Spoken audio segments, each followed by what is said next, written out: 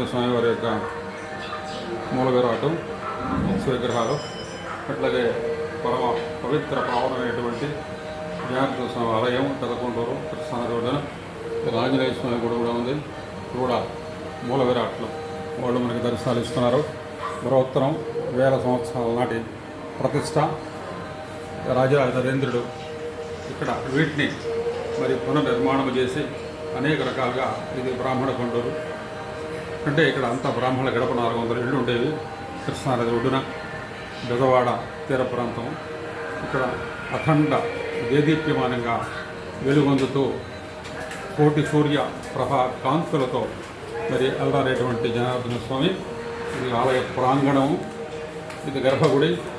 అట్లాగే ఇక్కడ వస్తు విగ్రహాలు, మూల విరాట్లు, అట్లాగే ఆంజనేయ స్వామి అక్కడ మనకి ఆయన ఎదురుగా మరి తిరుపతి సన్నిధానంలో వేడి ఆంజనేయ స్వామిలాగా అక్కడ ఆంజనేయ స్వామి, మరి అట్లాగే మన అర్చక స్వామి గోప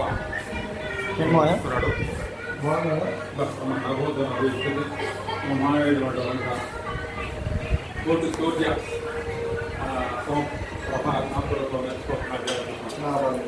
సాధారణం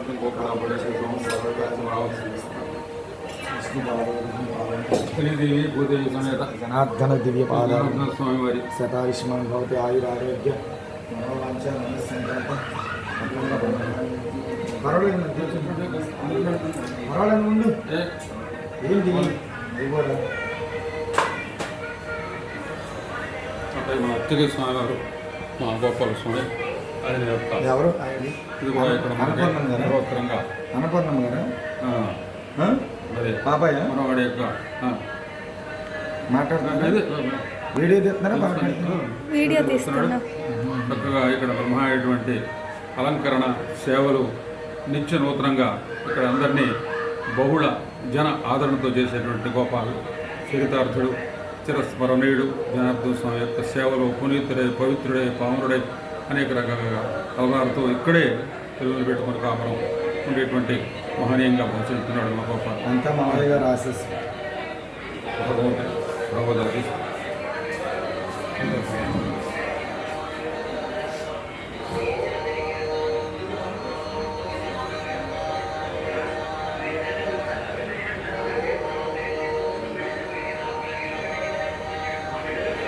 ఆంజనేయ స్వామి